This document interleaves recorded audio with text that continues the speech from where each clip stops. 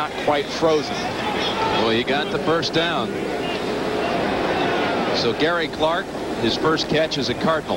Best time to go back to a veteran who's a little bit mad after not doing something right the first time is give him a shot another time, and he'll do it for you. And that's what Gary Clark did. Made the easy one look hard and the hard one look easy. You know, last year with the Redskins, he had 15 receptions on third down, and all 15 of them went for first downs. Such is the case here. New set of downs for the Cardinals at their 45. Hurst has returned. Berline to Sinners. Tackled at the 44 of Philadelphia. Into Eagle territory for the first time. And here's the kind of an offense that the Cardinals showed in the preseason, especially in their last game against the Broncos. They got a little bit of running, not much so far, but they're spreading the ball around. They're getting it to Clark. They're getting it to Centers. They've got to involve Ricky Prohl. They've got to involve Randall Hill, but it's getting better. They're getting some confidence. They're having some success. That was an 11-yard gain, first down.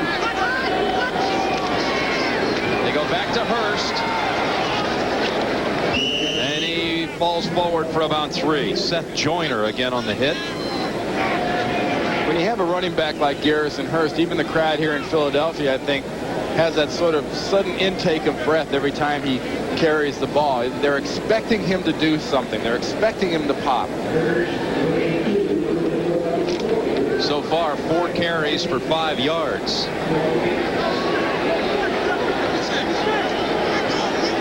Second down and 8. However, they're moving it on this series.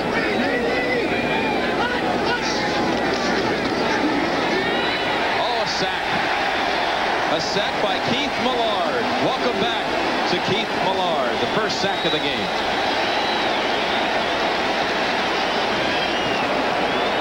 Some linemen look smooth. Some linemen are quick. Keith Millard throws about 70 fits a game.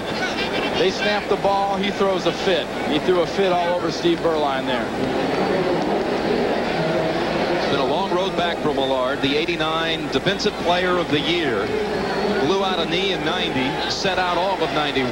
Played half the season last year with the Packers and then retired after getting injured. But he looks very healthy right now. 3rd and 14 for the Cardinals. Here comes the rush again. Bailey, open room for Bailey. Has the first down inside the 30. And down at the 17. Ben Smith took his legs away, but the Cardinals have advanced it inside of the 20. 31 yards. Nice call by Joe Bugel and his staff in this case.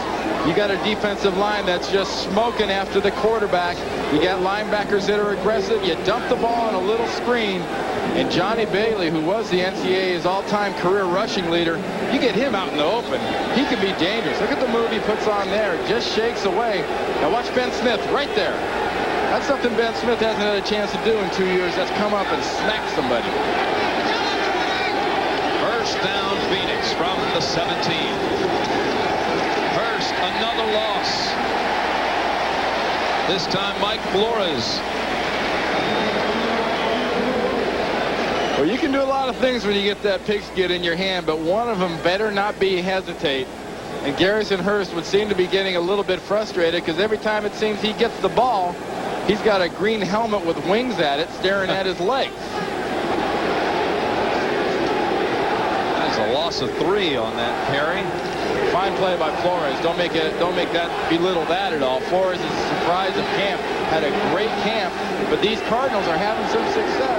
But now's when you have to punch it in. You're getting in the red zone. 2nd and 13, and Randall Hill leaps for the catch and has another set of downs at the 7.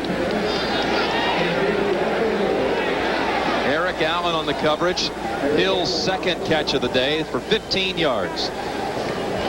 And here's a wide receiver that can celebrate darn near anything. He's going to celebrate this catch, but he should celebrate a little bit. Nice effort. Berline gets his ball up in the air a little bit. And Eric Allen, the Pro Bowl All-Pro cornerback, is far enough off Randall Hill that he's able to go up and get after it. 2:05 to go, nearing the 2-minute warning. 1st and goal. And they don't get a playoff in time. 2-minute warning. Cardinals driving. moving it for the first time today. Philadelphia leads 14-0. Philadelphia scored in the first quarter on a 1-yard run by Heath Sherman, and then in the second quarter, Randall Cunningham from 9 yards out ran it in. Steve Berline on target on this drive. Yeah, he started off shaky, was having a tough time there for a while, but what he's done on this drive is he's just put the ball where it had to be. A little high to Randall Hill on that last one, but that really doesn't matter when you have an athlete like that can go up and get it.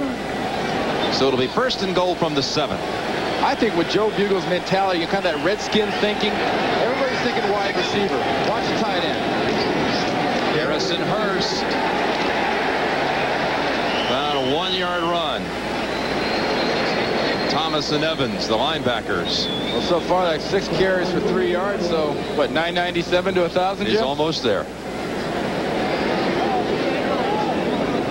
Off tackle. Averaging a half-yard per carry. And here, 2nd and 6. Don't forget, last year when the Cardinals played here in Philadelphia, Philadelphia smacked a real goal line stand on them. 7 plays, 7 shots. And they ran them off the middle and couldn't get him in, but there were still 7 plays. Some say the greatest goal line stand in Philadelphia history. Batted down by Tim Harris. So it'll be 3rd and goal.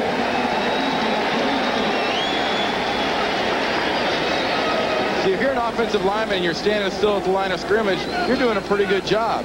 If you're a defensive lineman and you're standing still at the line of scrimmage, you can still do a great job. He's nowhere near the quarterback, but that ball gets thrown right in his chops, and he gets credit for a knockdown pass.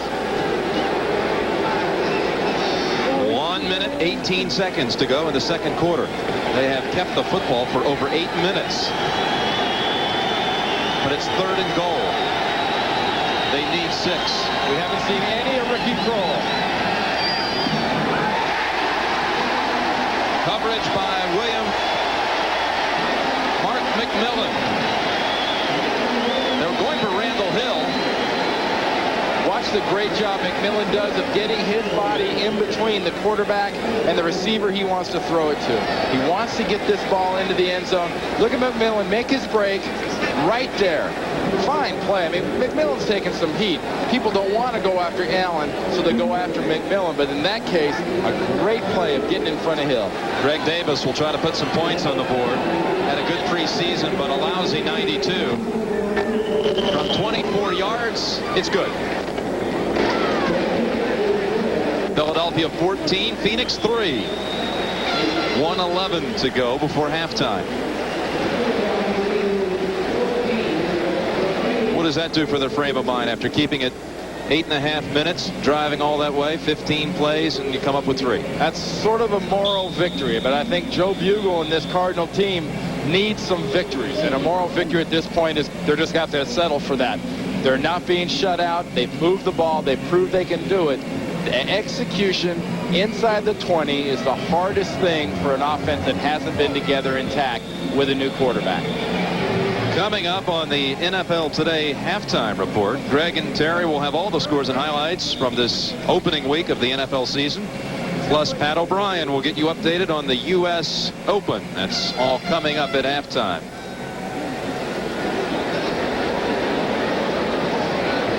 "16 plays they actually had it, 74 yards.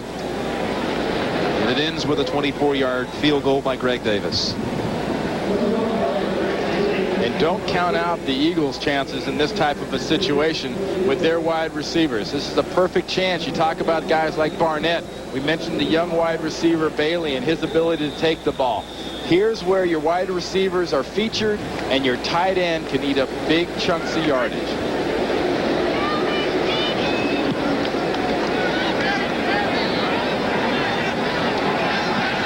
Seidner from the goal line. Seidner just across the 20.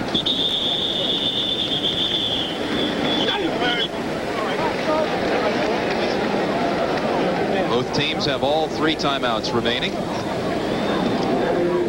And this is the first real live kind of ammo situation that coordinators Zeke Bratkowski and Randall Cunningham there have had a chance to execute the 2-minute offense. This is a regular season game. This is a perfect situation. A minute and 5 seconds to go with 3 timeouts. With a good offense and a leader that can run the offense is plenty of time. It's a great opportunity.